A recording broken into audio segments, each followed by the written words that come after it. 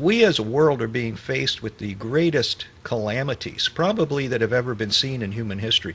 And we're woefully unprepared to deal with these circumstances because there are no media anywhere that could tell you the truth for anything. Most of them are just various forms of propaganda paid for by the corporate elite that rule this planet and take it to dissolution and control the mandarins of politics like little puppets on a string, allowing them to just basically loot the treasury at will if they so desire and take that money to certain paradise islands that various reporters have talked about.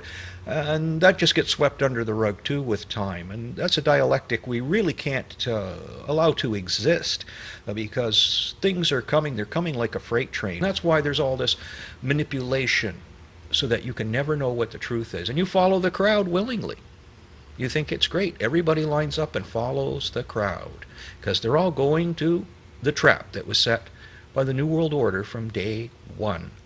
When you read the lost books that were taken away from the First Nicene Conference, you see very, very clearly that the strategies of the art of war are being applied to us.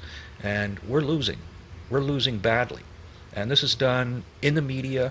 You see this in Toronto. You know, they're coming up with the Presto card system. What do you think that is? That's the mark of the beast system, to monitor and follow you everywhere you go. So you can't even get on the bus and go anywhere you freely and choose or desire to go to. And in time you'll be in a virtual prison like they have in China now. They call it the social credit system, where your phone is your prison warden. And everything you do on your phone is monitored by the government. And if you don't do what they like you to do, you either get the carrot or the stick, but you'll get the stick and end up in a virtual prison where you can't travel, you can't buy, no buying, no selling. I've heard those words before. And that's something that has to change. An election's coming up here in Canada this year. And the crooks are coming back to us to say, please, please, sir, may I have some more? And we have to say no. You can't have any more because you've already taken too much.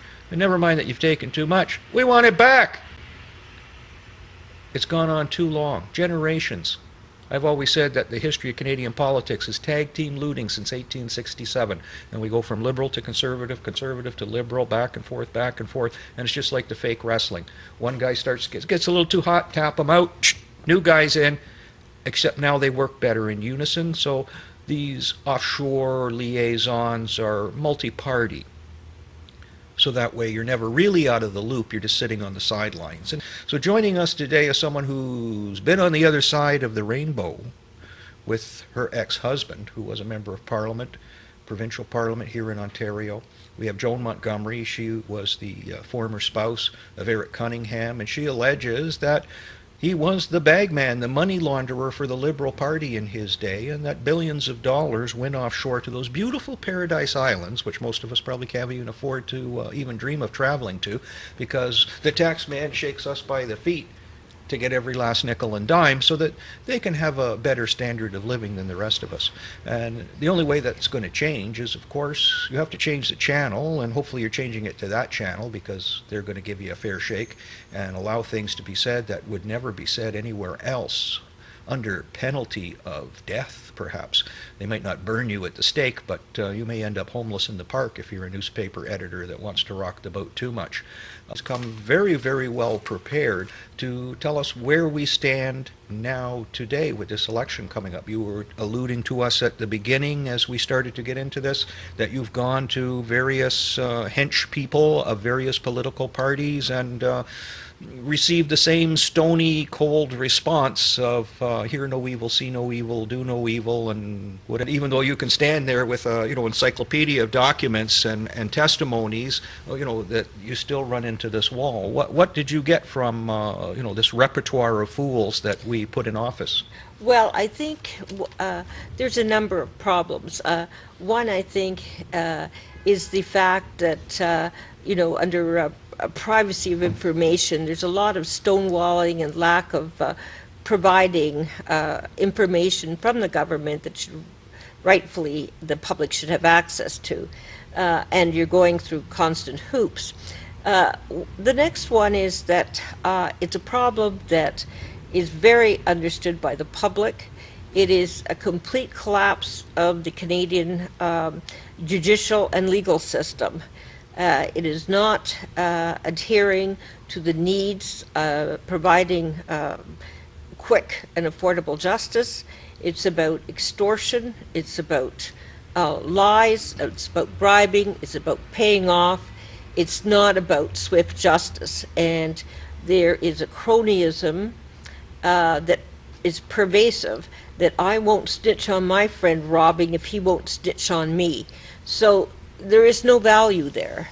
As a head lawyer once said, if we do not provide any meaningful service to the public will work around us and we will not be needed.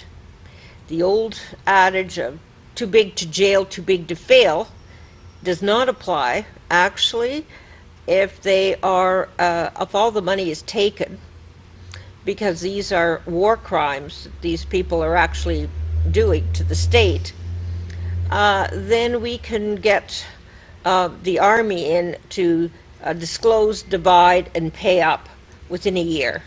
The system rewards the liar, the cheat, the thief, and people are fed up with that.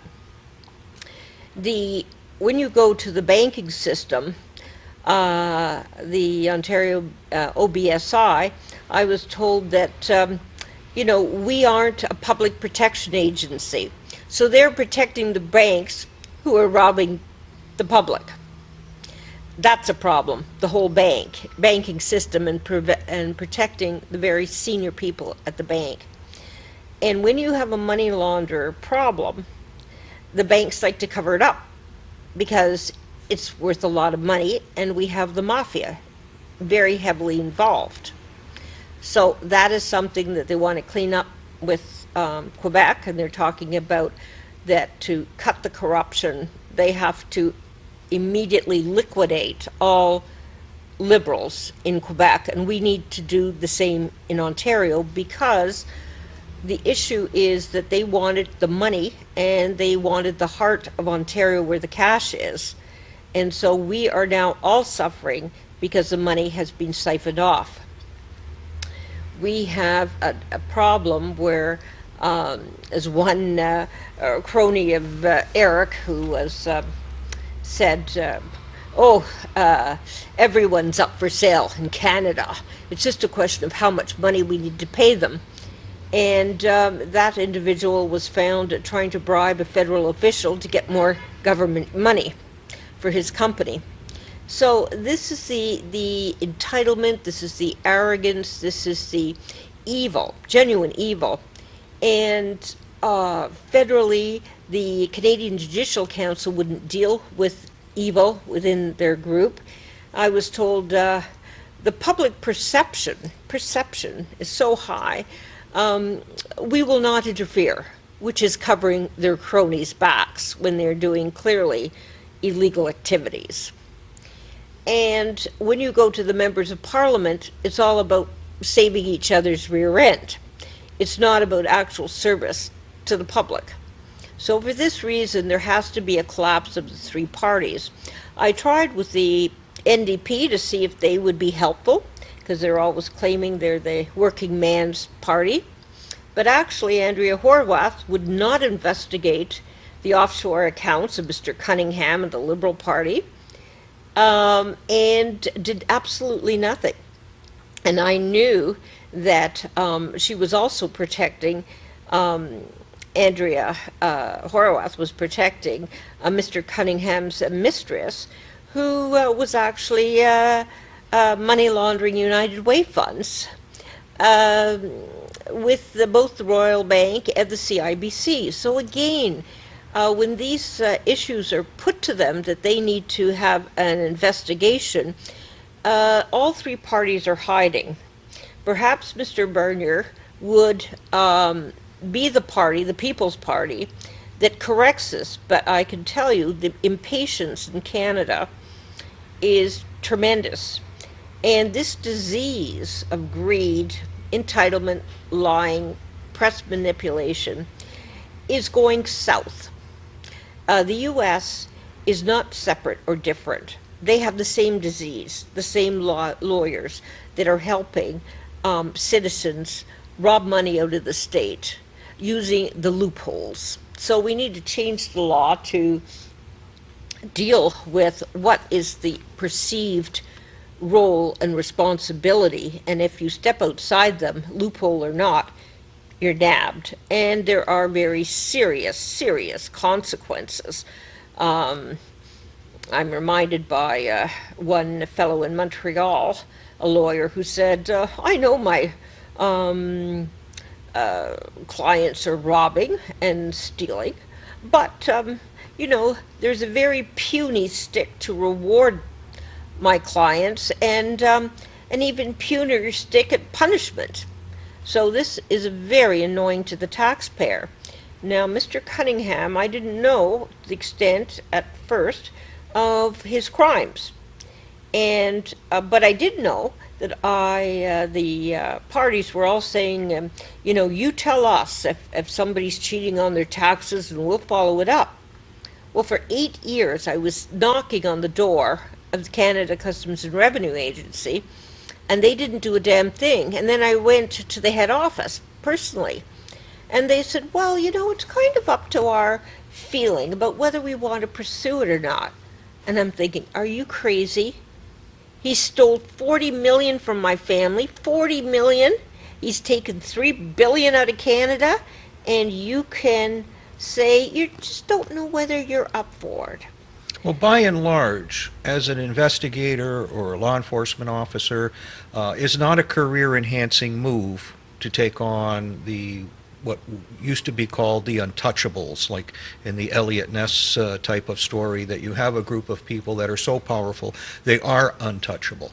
And I think we see this in the struggle to control who's going to be the chief law enforcement officer in various jurisdictions. Force. And we do have what I would say is Nazi propaganda. We have the same system as the Nazis of propaganda, control, manipulation of the masses, a hype that telling them how wonderful it is regardless of the truth. Well, the only advantage to the German system was the people knew they were being lied to. When Goebbels said this, that, or the other thing, everybody took it on account that he's lying. And that, for us to even get that far is going to be a bit of a workout to take us to that point. Well, but I think what has to happen is that, and this is why TED is very key to our country and the America, is to break through the propaganda and let people understand the importance of what's going on, and to hold these individuals accountable and to vote them out, because this is what has to happen. They have to see a consequence and to be financially constrained and not allowed to leave the country and to lose their possessions. Mr. Cunningham, when I went through a ton of investigators investigating him, because of course the cops were investigating because they wanted to find out how much do they know so we can stop them. And the peril is that Mr. Cunningham had a series of accounts that went global, and that he was taking billions out of Canada. This is money that we need for our hospitals. This is money that we need for our homes. This is money that we need for our retirement and our children. And this is not spare change. This is money that will be enslaving us if we lose it. And that's what Eric thought was so funny. By the time the public wake up, they will be enslaved. So this is my attempt to warn people before the election comes that the parties have not shown evidence that they need to be supported at all. In fact, we need the money back. And I have the Superstar report that Elaine White did. It was a very courageous move on her part.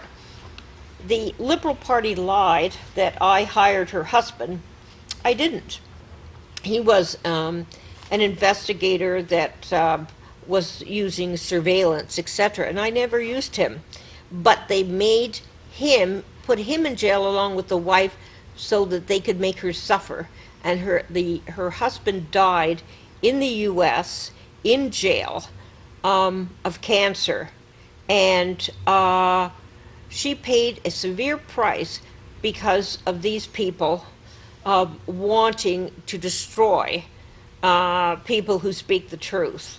So we are dealing with a type of Nazi. Murder is being used. And I know I've had several attempts on my life with a compromised car, my windshield shot up. Why? When it's a straightforward 50-50 deal and I put tons of my family money in, why? Because the answer is he was a genuine psychopath. We have a number of them, unfortunately, in government. And he didn't want the mask of deceit to be known and for the mask to be slipped, and that people would really see him as the beast actually he is. The Liberal Party had an individual pretending to be helpful, George Whiteman, and he came and said, I'm here to help you. He wasn't actually. He wanted to find out what I knew and how he could put a monkey wrench in it. He was working with Laura Oliver, the Mafia, Mr. Sherman, Mr. Sewell, and just to stir the pot, to try to gaslight and make an innocent person look like they were the guilty ones when it was the Liberal Party involved.